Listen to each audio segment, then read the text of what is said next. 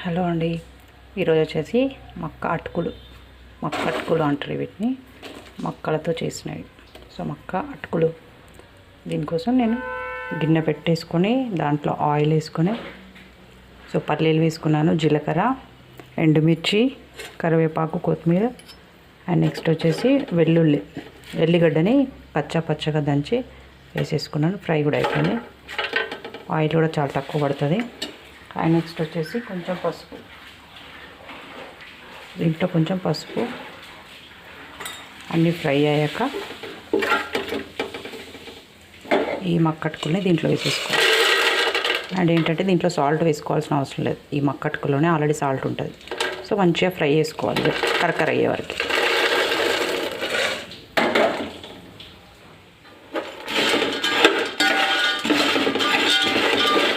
crispy అయ్యే వరకు